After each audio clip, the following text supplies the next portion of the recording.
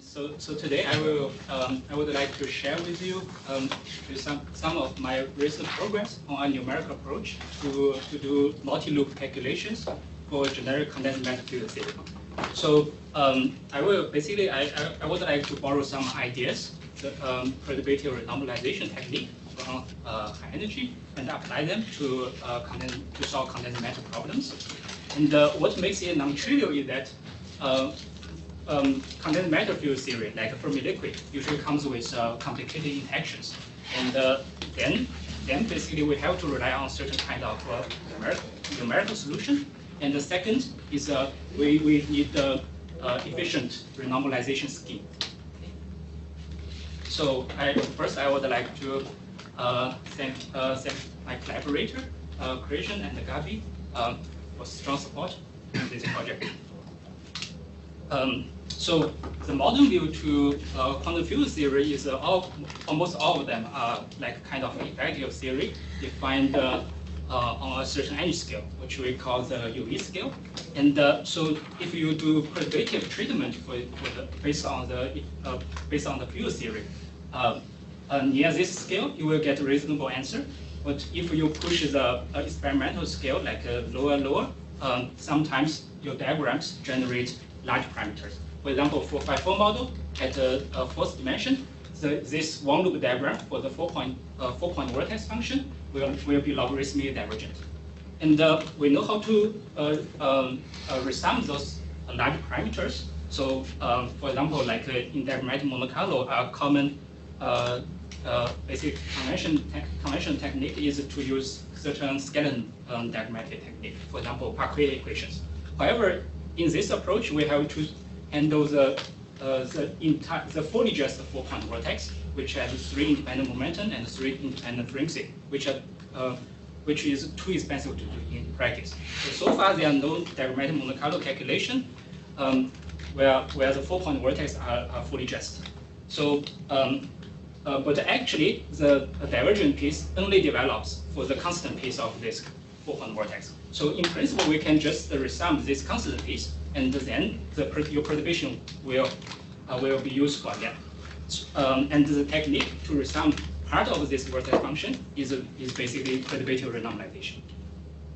Okay, so to get a more systematic understanding of the large parameter in diagrams, we can use scaling analysis. So basically, if a problem has a well-separated UV scale and an IR scale, where new physics develops below this scale, then for this entire intermediate region, the system has a kind of a scale invariance. So what it means is any dimensionless vertex function can be separated into 2 parts. One part is a scale invariant part, and another part is a scale variant corrections. So this part, this scale invariant part is universal, only depends on the fixed point actually, and usually it can be quite singular in all kinds of different ways, and it's responsible. It's usually responsible for the large parameter in the diagram, and this part is usually regular, and you can treat it perturbatively.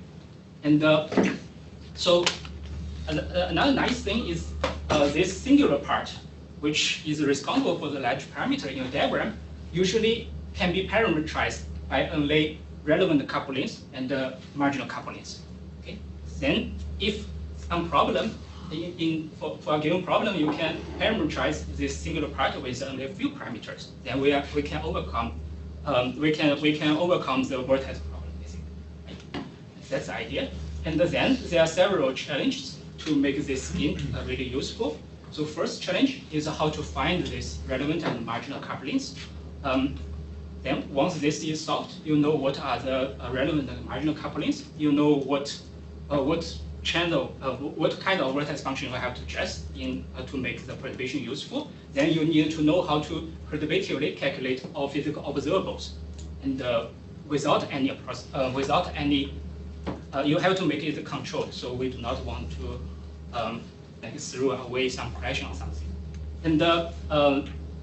And once you know how to, once you construct a renormalized diagrammatic expansion for observables, then the next question is how to calculate this relevant and marginal couplings. So these relevant and marginal couplings are basically you have to treat them non-perturbatively. Okay, so if you treat them perturbatively, then they will become large parameters. So this talk will be organized basically by in these 3 steps. So step 1 is basically find the relevant and marginal vertex functions in different field theory. So basically this is mostly like you can find many examples in books. So I will just go through 2 simple examples, and then I will introduce some conventions. So the first example is really just the simplest 5-4 model at d equal to 4. So if you this is a rounding scale. If you send this lambda to 0, basically it becomes a mean field type creative theory. And then you can basically in this theory you can do you can assume this part is dominating, and then you can find the scaling dimension for phi field and determine scaling dimension for u, and you can use power counting to identify the relevant piece of relevant and marginal piece in your vertex function. It turns out it controlled by 3 parameters. One is the constant piece for the self-energy. Another is the k-square coefficient for the k-square term for the self-energy, and another is the constant piece for the 4-point vertex. Okay, so I will not go into detail for the self-energy because usually we can address it with skeleton approach in numerics, so there are no big problem with that. But I will talk about how to treat this part. So basically what we want to do eventually is to separate this singular and the universal part and from the regular corrections. So I will define a projection operator here.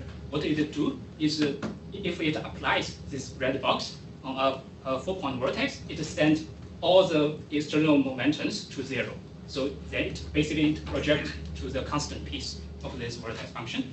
And if it applies to a diagram, basically what it do is it set all the external momentums, like the q here, to 0, right? And if you calculate this diagram, you will find it's a constant and it diverges logarithmically. So this is this box basically project out the scale invariant piece in your vertex function. And another simple example basically is a liquid theory, and this is more non-trivial than the 5-4 model. Okay?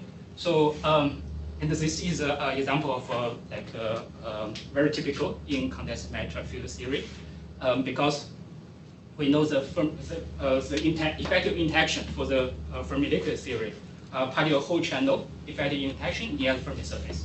Okay? So basically, for example, like if you do this one loop diagram for particle whole channel, you will find that there is a singular piece develops, which is a function of momentum transfer between 2 particles, 2 incoming particles, and the frequency transfer between 2 incoming particles.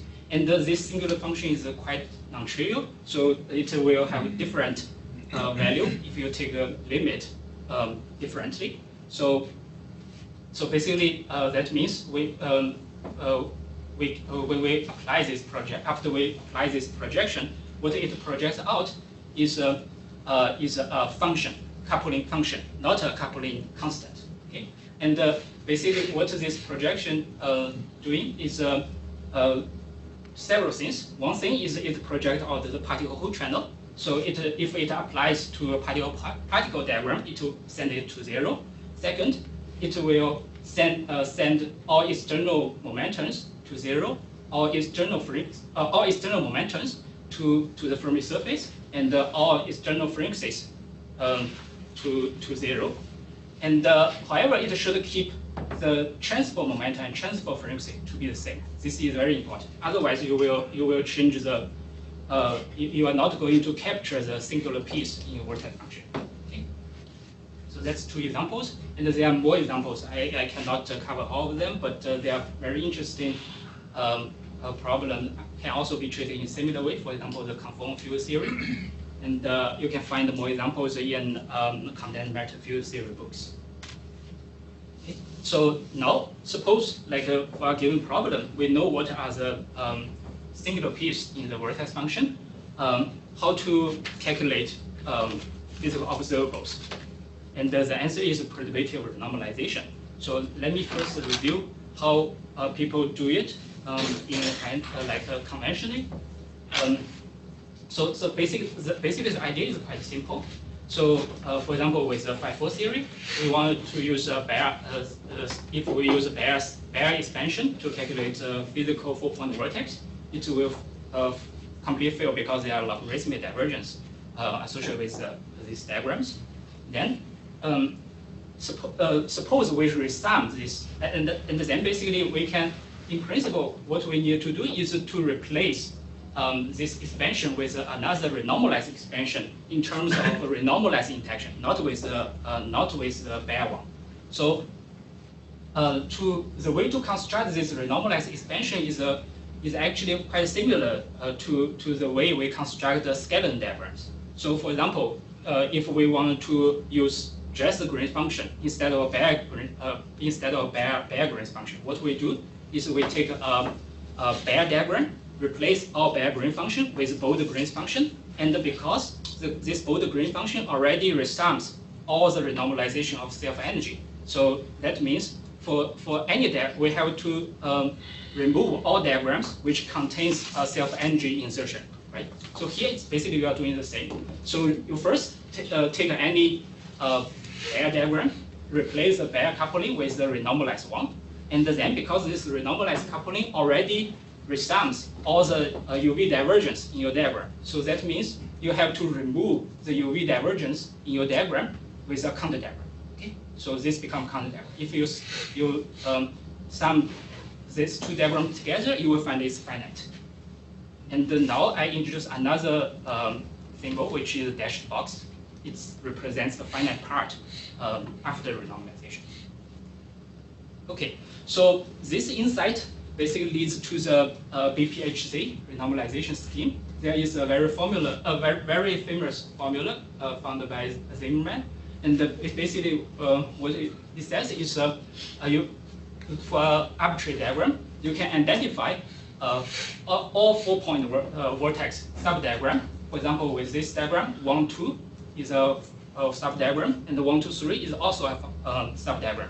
Then just do projection, like from starting with a small one and to larger vertex function. And this P projection is just the red box. So if you expand it, you will get 4 diagrams. Okay? So if you sum all 4 diagrams together, you will find all UV divergence magically is gone. So you can even use Monte-Carlo to sample these 4 diagrams. So this will be really simplified if the field theory has a pointwise interaction. Because for pointwise interaction, this box diagram are just the numbers. So that means this diagram reduced to one loop diagram, which you have already calculated with one loop calculation. So this greatly simplifies the problem, and that's the case for QED or 5-4 theory, for example. However, for generic condensed matter problem, like Fermi liquid, this box is still a function. So you cannot just simplify it into a constant and pull it out. Okay? So you have to calculate all diagrams as they are, and very soon it's become impractical to calculate all of them. So to beat this factorial growing number of diagrams, we have to rely on certain kind of recursive algorithm to basically do this. So basically, we need some recursive renormalization scheme to take care of these diagrams. And we have to make them also possible to implement with the Monte-Carlo algorithm. So basically, what I want to explain here is you can use it's possible to construct a renormalized diagram with Dyson-Schringe equation. So the idea, so Dyson-Schringe equation is a set of exact equations connecting different one-particle irreducible vertex functions. So for example, this equation connect 4-point vertex with the Bayer coupling, 4-point vertex itself, and the 6-point vertex. And there will be another equation connecting 6-point vertex to 8-point vertex, and there will be another equation connecting gamma 8 with gamma 10, and on and on. So basically, the key idea is, so we are not going to solve this Dyson-Schringe equation. Okay? So what we are going to use is to use this Dyson string equation as a generator of diagrams. So basically what you can do is plug this 4-point vertex on the left-hand side to the 4-point vertex on the right-hand side. And this will give you one order higher diagrams. So basically it can be a generator of Bayer diagrams. The diagram comes with Bayer interaction. Okay? So suppose we can renormalize Dyson string equations, not with renormalize original diagrams. Then basically we can use the renormalized Dyson string equations as a generator for all the renormalized diagrams. Okay? So this is not obvious to do, but actually turns out it's possible to find a renormalized Dyson string equation. So let me explain the idea. It's actually quite simple. So let's start with this equation. So we move all the loop diagrams to the left-hand side. Okay? And then what we get is a inverse Dyson string equation for the Bayer coupling. Okay? Now we apply this projection on both left-hand side and the right-hand side. And let's design the projection in a way so that if it applies to a Bayer coupling, it projects to itself. Okay? Then basically we got a second equation. It's and we can subtract equation 1 from equation 2, and then we got the third equation. So the third equation relates the physical 4-point vertex with the renormalized coupling. Okay? Now we can forget about equation 1. Now take a careful look over these two equations. We find if you find one diagram for the equation for Bayer coupling, there will be exactly the same diagram for the 4-point vertex. And of course, here the diagram always comes with a solid box, and here it comes with a dashed box with the opposite sign. Okay? So that means these two equations are dual to each other. And basically, the next step you need to do is just re-expand this Bayer coupling with the renormalized coupling. So let's say we find it, and so basically the Bayer coupling will be expanded with the renormalized coupling, and this is two second-order diagrams contain two renormalized couplings. This third-order diagram contains 3 renormalized couplings, and because these two equations are dual, so even if you expand it in diagrams, these two are still dual. That means if you find a diagram here, you will find the same diagram here with the opposite sign and the different box. Okay? So then it becomes really simple to construct all diagrams. You have this equation, and you have the renormalized expansion. So for now, you do not know what is 2 and 3, but you can plug here. You can replace the Bayer coupling with this equation, replace the gamma 4 with this equation, and you can work out all the diagrams. They are quite non-trivial. So at first glance, you do not know how do they cancel. But if you expand it, it's identical to the basically to the Zimmermann's forest formula. Okay, and basically the rule now actually so if you give me a Dyson string equation, the renormalized Dyson string equation is just to replace the Bayer coupling with a solid box, and replace the gamma 4 object with a dashed box. Okay. And you need to do this for gamma 6, gamma 8 if you want to go to high orders. But actually, if you just want fourth order calculation, that's it. So basically this will contribute any diagram orders above 2. This contribute to any diagram order above 3. This contribute diagram order above 4. Okay? And of course, you can use this recursive relation to find all renormalized diagrams. But actually, in practice, if you just want to calculate the weight of this diagram, you do not have to really generate all those diagrams. You can use this as a recursive relation to calculate the weight to sum the weight of all diagrams. Basically, you can calculate the weight for this all diagram in this box, and all diagram in this box, and then combine them. So you do not need to know what are diagram generated. And so this is a recursive way to calculate a recursive algorithm to calculate these diagrams. So it's following the similar essence as Ricardo's determinant algorithm. However, the difference here is with the Ricardo algorithm, you generate an overcomplete of diagrams and subtract the disconnect piece. here you build the diagram from a low order to high orders. So it's a bottom-up recursive algorithm, and it will have a similar efficiency for different representation like space-time, momentum frequency, or mix. Does not matter. And now it's quite easy to separate different channels because, like in Fermi liquid, we want particle channel. In superconductivity, we want particle channel. Here, it's very easy to see them.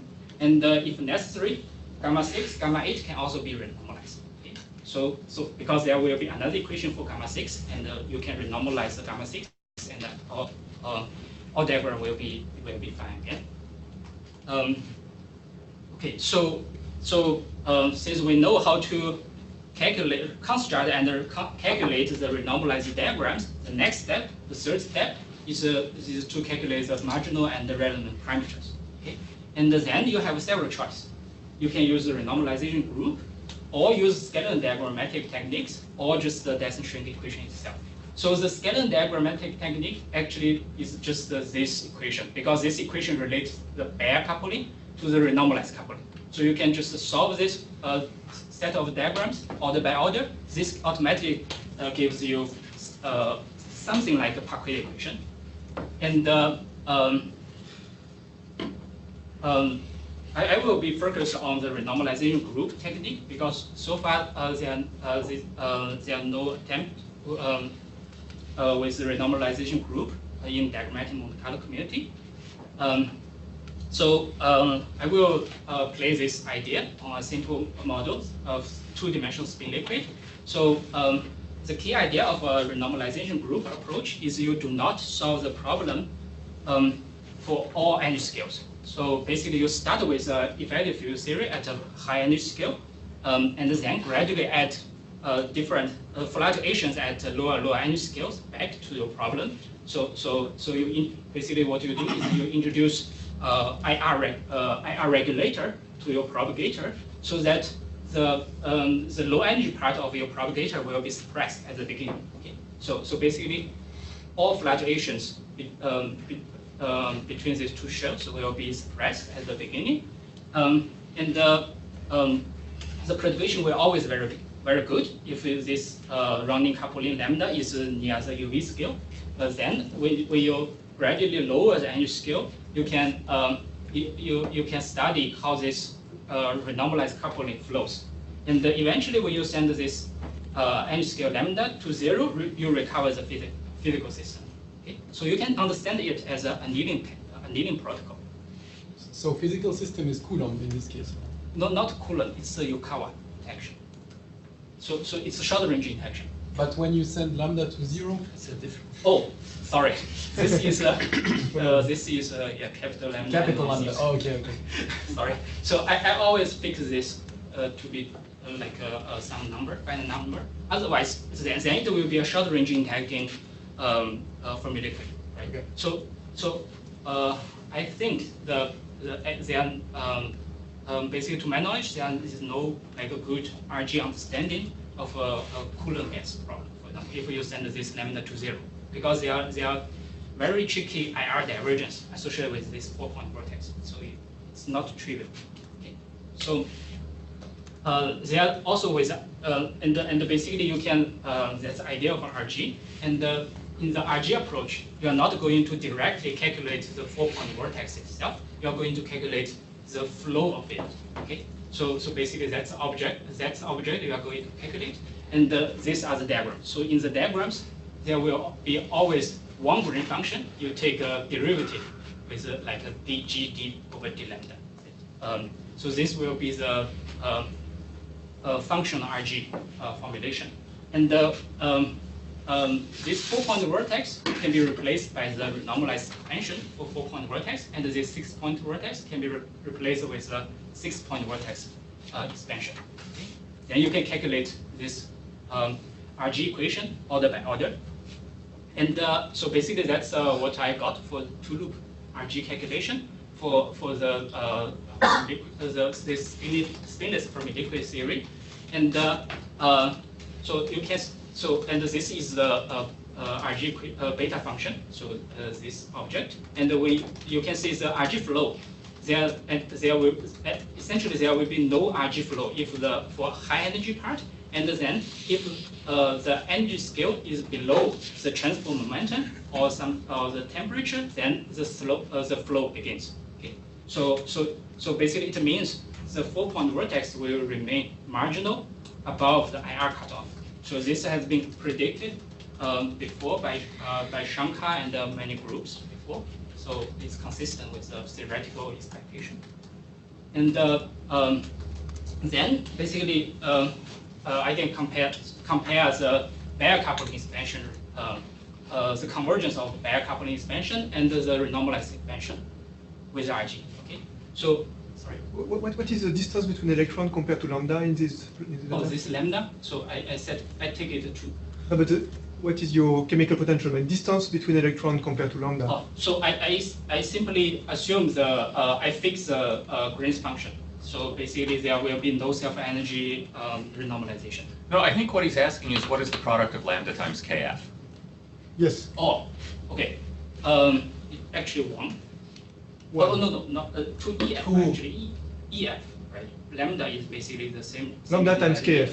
Yes, so. Well, lambda is kf squared actually, because it's q squared plus lambda, but yes, lambda kf squared. Yes. Lambda So divided by kf squared Yes. is Yes, what it will be 1. Yes. 1. I found it's actually already like following the classical Fermi liquid state. So in priori it's not clear. It's, so I can take lambda bigger, but it makes the interaction weaker. So not that interesting anymore. Anyway, so this is a bare expansion, how bare expansion converge. So first order, order 2, order 3, order 4, so they are oscillation and it's still not converged yet. But with renormalized expansion, you can see it converge pretty fast. Order 1, order 2, order 3, order 4, and order 5 are on top of order 4, basically. So the convergence is greatly improved. And you can see why, because if you check the diagrams, like this two-loop chain diagram, so this is not just a bubble diagram in RPA, because each vertex here has a direct interaction and exchange interaction. And so it's like all kinds of diagrams, bubble, vertex corrections, like the ladder type of diagrams are all included here. So this diagram, if you do bare calculation, it will be like this red curve. But if you combine it with the counter diagrams, there will be 5 of them, and you will find it's almost identical 0. So because this is not just a bubble diagram, so this cancellation is actually quite non-trivial. But anyways, that's the reason you get a much better convergence for the series, and also that also makes Monte-Carlo much more efficient, because once you combine all these diagrams, the large parameters get cancelled, so you do not suffer from sign problem anymore. Okay, so let me summarize workflow. Basically, so for a given problem, first you need to guess the relevant and the marginal vertex functions. So if it turns out, if you are lucky, you will get a finite number of them, then basically you can construct a renormalized perturbative expansion to make useful predictions. And then you need to use RG, scalar diagram, and all kinds of different techniques to calculate the relevant piece. And then you have to check whether all vertex functions now become the order of unity. Okay? So if it is yes, then basically problem solved. Maybe sometimes if the vertex function is order of unity, but maybe it's 2, for example, it's still large, then you still need to use a resummation technique, like a conformal Fourier resummation here. However, the key point is because you are dealing with a universal theory. So once you invent a resummation technique for one problem, you can apply it for all problems with same fixed point. Okay? And if it is not, then that means your physical understanding of your problem is not perfect yet. You have to identify the large parameter in your vertex function and go back here. Okay? And sometimes you are not lucky, and you will find there are infinite many of relevant parameters. Okay? So this is actually very typical, like for both the Hubbard model or Fermi Hubbard model. So as long as U is the coupling, on-site coupling is larger than the hopping, larger than the bandwidth, then basically you will find the vertex function looks like this. So this is the amplitude of vertex function. This will be the rounding scale. So you can do power counting about. So basically the t is below u. Okay, so that's the on-site coupling. And basically you can do a power counting about this u, and you will find all 4-point vertex, 6-point vertex, 8-point vertex. The constant pieces are all relevant, and the first derivative of frequency are all marginal. So then basically that means indicates you cannot truncate the Dyson shrink equation. You have to keep it all vertex functions. You cannot solve this problem with truncated diagrams. But maybe like if you try to use some non-preservation shift, like shift from DMFT solution, for example, maybe you can penetrate this barrier. But if you want to solve this problem with Dyson shrink equations, I don't think it's possible actually. So I will say this is a scale barrier. So even if the low energy physics is very simple, it's 5-4 model, for example, you cannot see it. Okay. So how to handle this problem? So basically, there are way out. Basically, what you need to do is integrate out the local degree of freedom exactly with a non-preservative method, like impurity solver or ED. Then, based on the solution of ED or impurity solver, you construct effective field theory. So this effective field theory really addresses the relevant degrees of freedom in the IR limit, and then you can go to here to solve this problem. Okay. So that's the workflow. Okay. That will be my talk. Thank you.